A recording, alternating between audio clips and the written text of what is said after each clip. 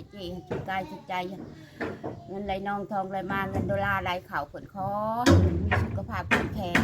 ข้าก็ดีใจร้ายจังเถื่อบางทางก็ขี่รถไปทำทางกะ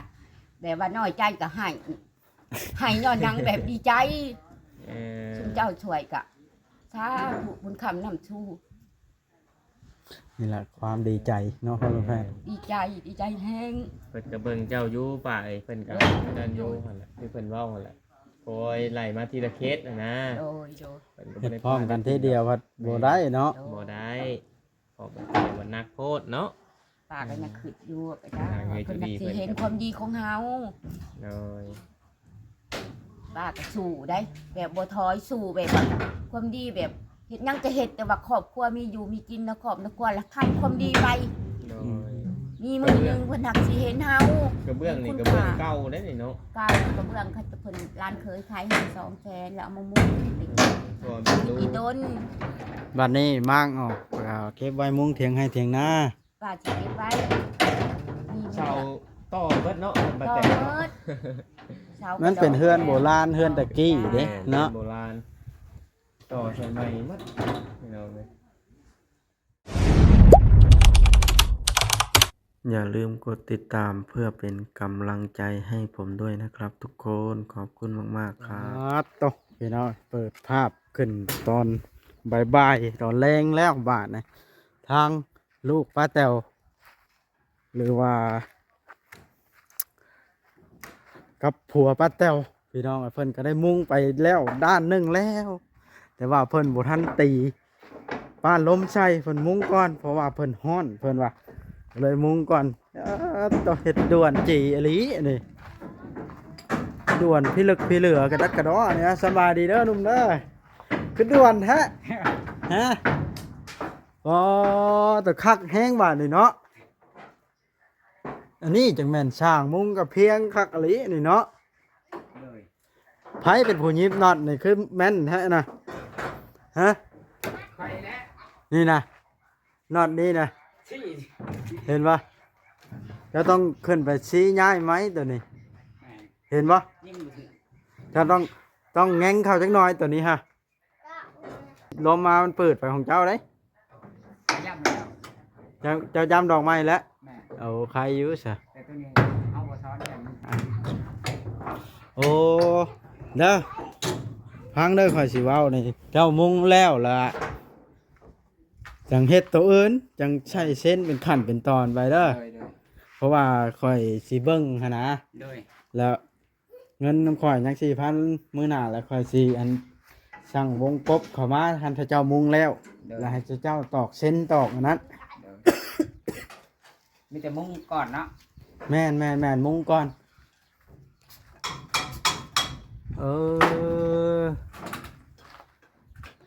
ขแม่นมั่งแล้วทั้งนี้กันแล้วมุงมานี่เนาะ เบียกแล้วครึ่งหนึ่งหมดแล้ว มานี่สิมั่งบ่มานี่ ยัดมาอื่น มาอื่นก่อน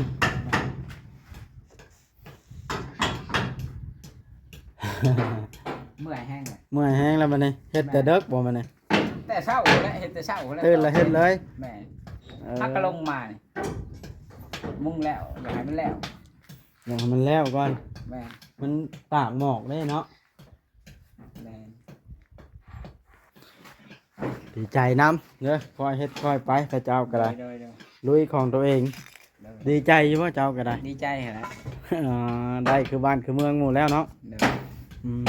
โดย โดยแต่เก้ามันมีผาบ่อยู่นี่นะ พาไปแปะ อันนี้นะเนาะบ้านนี้ก็สิใช่บ่เลยสิเฮ็ดนอกเลย คือบ่เฮ็ดนอกเลยแล้วเฮ็ดคันใดขึ้นอันนี้แปลว่าคักดูดีเด้ทางแรกแต่เจ้าแล้วคือเอาคันใดมานี่ย่างขึ้นแล้วโอ้คือคักขนาดมันเป็นนอกได้เวลางานบุญ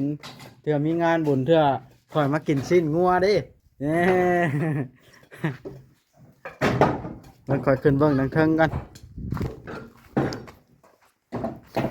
พี่น้องเลยเป็นทางเอื้อยจุลี่เพิ่นพุ่นแล้วนี่ฮะทางกระสีกับยังด้านหน้าบาทนะเพราะว่าทางมุงแล้วไปหลังยิ่งอะไรขึ้นเบิ่งดังเทิงกัน ป้าแตวเพิ่นก็จนหายเศร้านี่พี่น้องไอ้เพิ่นดีใจหนึ่งหยังอันนี้ป้าแตวหนึ่งข้าวแรงแล้วบ่เด้อนี่เออแต่เจ้าบ่ทันอยู่เมื่อแม่มันจะยักสติ๊บแล้วก็ซอยชิ้นหมูไปให้กิน สบายดีกินเลยถ้าค่อยกินแล้วเข้ามาเดี๋ยวยัง โด บ่อยาก ย อืม หนึ่งข้าวทอดแล้วก็สิซอยชิ้นหมูไปให้คุณเจ้ากินน่ะคุณเจ้าก็ทัน เบิ่งกันป้าแต่มุงผมหันแล้วเนาะ โดย แล้วบ้านนี้เราสิตอกใช่อยู่บ่ปานลมด้านนี้นะง้อยกับแพงตอกก็ได้แต่มันคันผู้โยงแน่นะก็เห็นผู้หนึงนะโยงแหงมือนั้นนะต้องอาศัยผู้หนึงมาจับอยู่ยืนจับยืนฮะกายนี่ก็ได้เนาะง่ายอยู่ซะ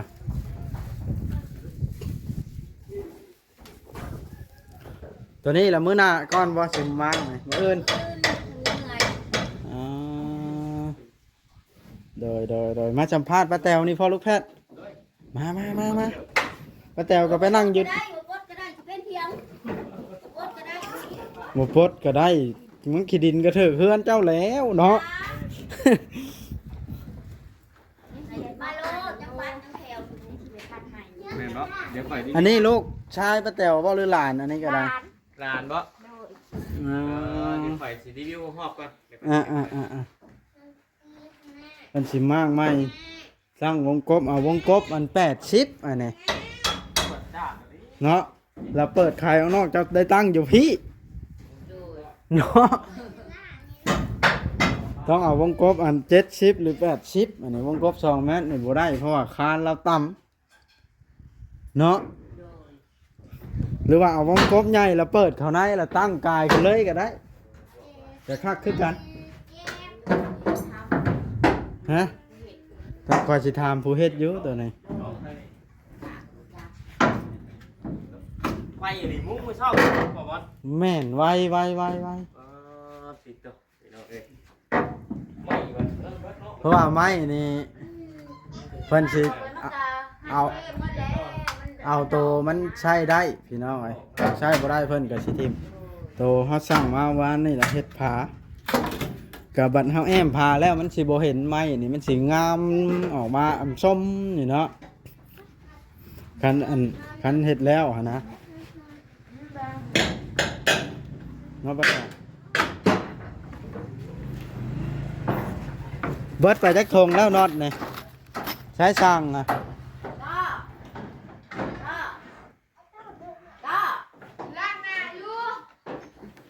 เบิดไปจักทงแล้วไปตาจิพ่อบ่อันนี้คือยังอีกด้านหนึงฮะ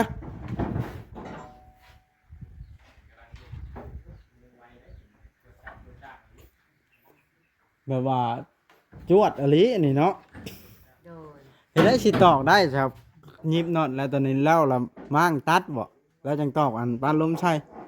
หรือแล้วแต่สร้างเพิ่นอีกนี่ก็ได้ คนมีแนวตัดคนก็ตัดเลยเสีย พอดีบ่อันสังกะสีเขาสั่งเข้ามานะ ดีเลย 14แผ่นได้ พอดี เป็นชาซี่แผ่นข้างละ14เด้น็อตเด้ช่างต่อยังจักถุงนี่ไปตาสิพออยู่บ่ ถึงราคายังเหลือประมาณ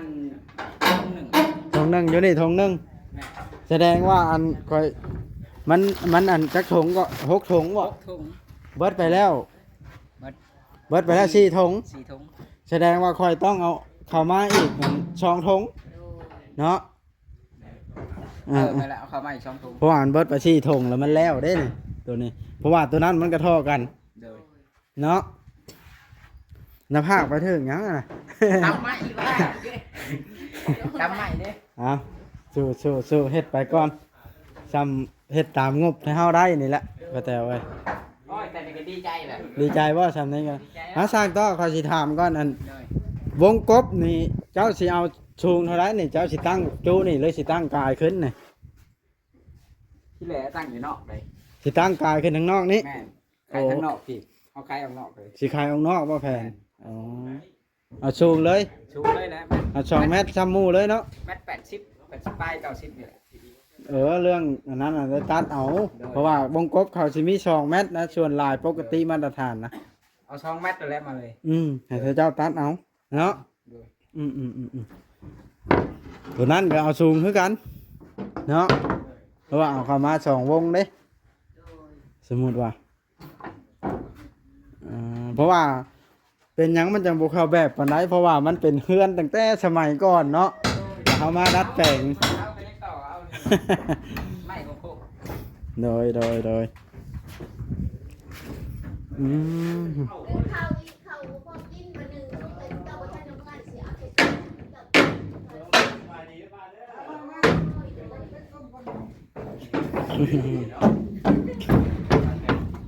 เอา แต่มั่งทานบ่ทางน่ะว่าพอลุงบ่ยอมลงเลยแดดฮ้อนก็บ่ลงเพิ่นดีใจแฮงแล้วแต่ก็ทำเมนูสูตรลูกทีมกินมานี่ มาคืออันนั้นแท้ดิ มาสัมภาษณ์ป้าแตวนี่พอลูกแพทย์ เป็นตะแพงแค่วะ โอ้ย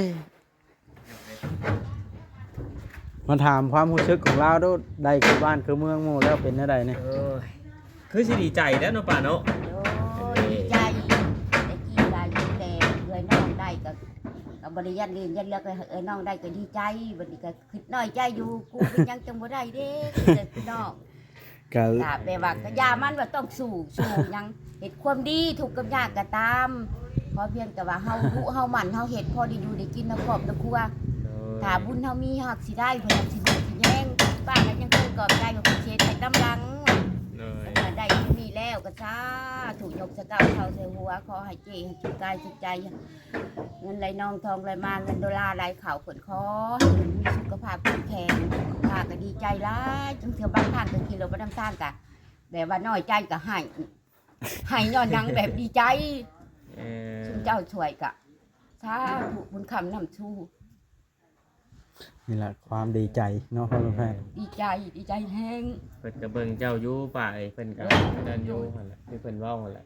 โอ้ยไล่มาทีละเคสนะ โดย เพิ่นก็ เฮ็ บ่ ด ได้ พร้อมกันทีเดียวพัดบ่ได้เนาะ บ่ได้เพราะมันนักโทษเนาะ ป้าก็ยังคิดอยู่ก็จ้า ให้ เพิ่น ดี สิเห็นความดีของเฮา เลย ป้าก็สู้ได้ แบบบ่ถอยสู้แบบว่าความดีแบบเฮ็ดหยังจะเฮ็ดแต่ว่าครอบครัวมีอยู่มีกินนะครอบนะครัวแล้วทำความดีไป เลย มีมื้อหนึงเพิ่นหักสิเห็นเฮา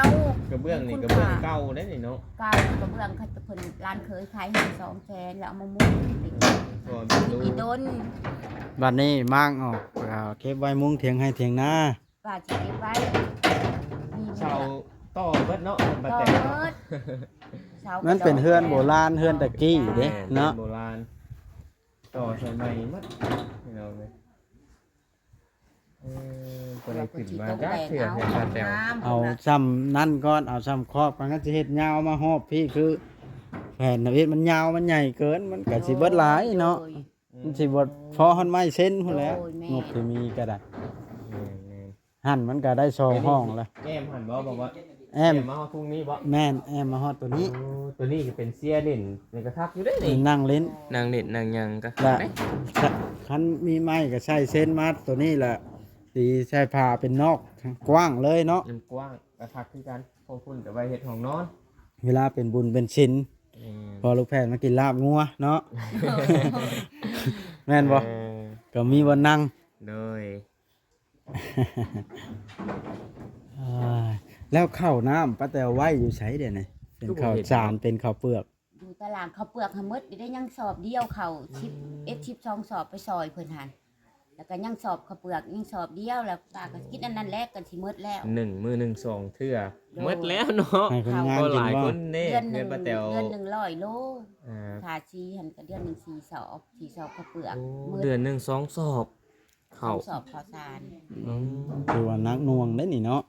แม่นหลายคนเด้บอกว่าจักคนทั้งหมดนี่ปะ มาก็6-7 คนพุ่นแหละ คือบ่ 7 คน 6 คน เพิ่นบ่ได้ไปทำงานจักคนบ่ ไปแต่2 คนแล้วก็มีเวียกก็ไปเพิ่นหาไปรับจ้างระบายก็ไปก็ได้เงินมากก็ซื้อข้าวซื้อน้ำแต่กี้ป้าก็ตอนบ่ได้ซอยหน้าก็ซื้อข้าวโลซื้อเท่า5 โล10 โลบ่เคยว่าสิไปกินข้าวเราเดี๋ยวมาที่นี่เดี๋ยวไปซอยให้ซอยหน้าเพิ่นแล้วก็จังได้มีข้าวมีน้ำกินแล้วขณะเท่าคู่มือนี่แต่เกี่ยวมานี่แต่ว่าฮอดย่ำ ดำไห้ดำนาก็ไปแล้วลูกก็พากันไป3-4 คนกัน โดย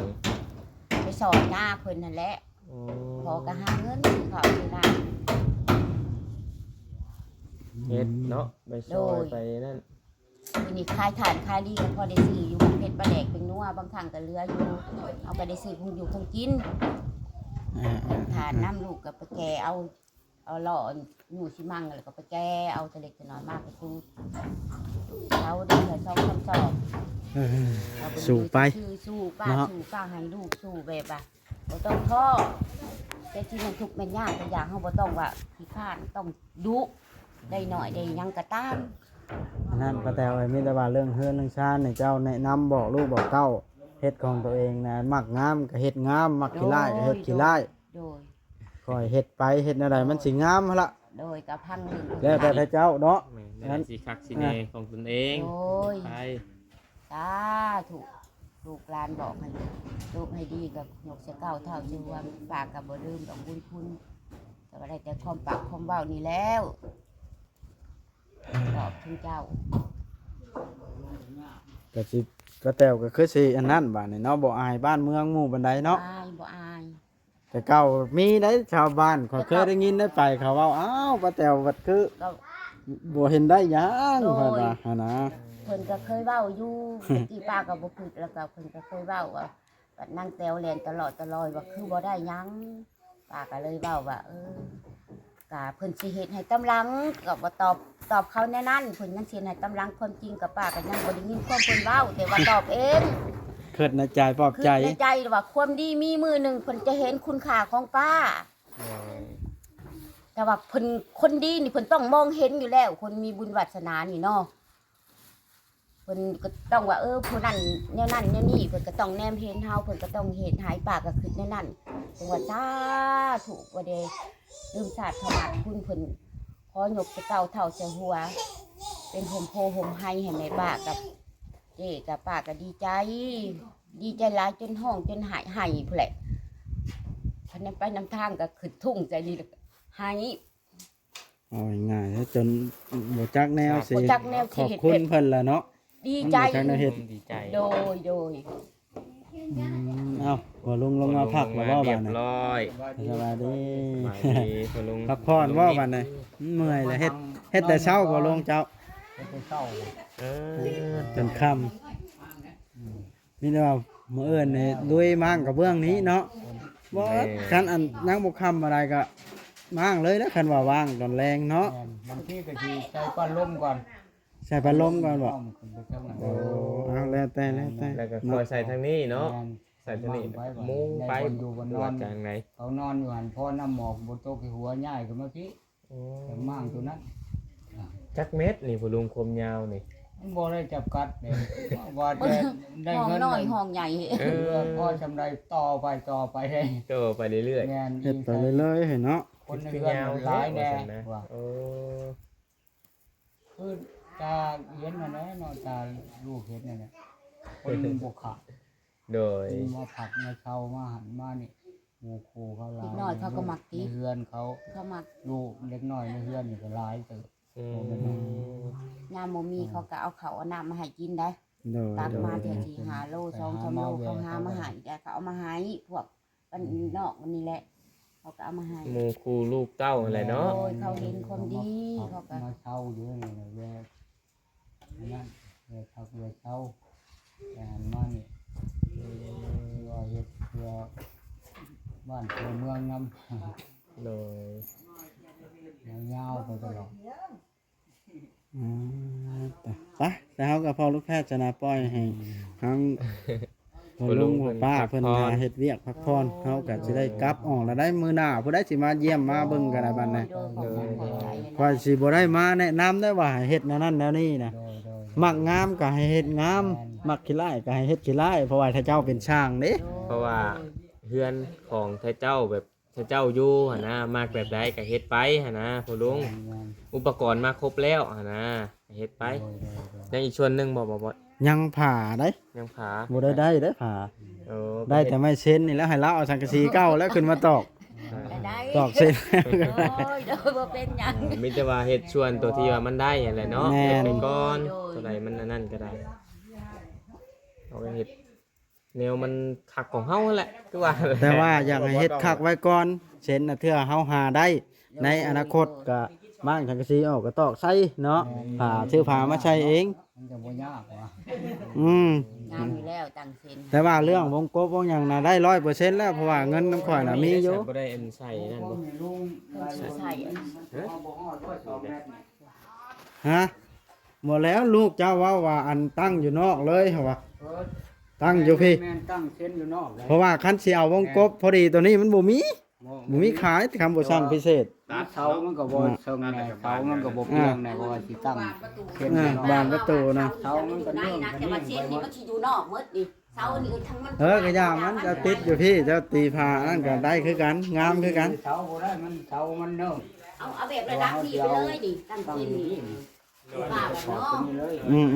ก่อนนี่แต่ว่าเสานี่มันขี้ร้ายถ้ามันอยู่ในก็อย่ามัน แม่นเฮาเห็น ให้ข้างนอกนี่มันงาม ข้างนอก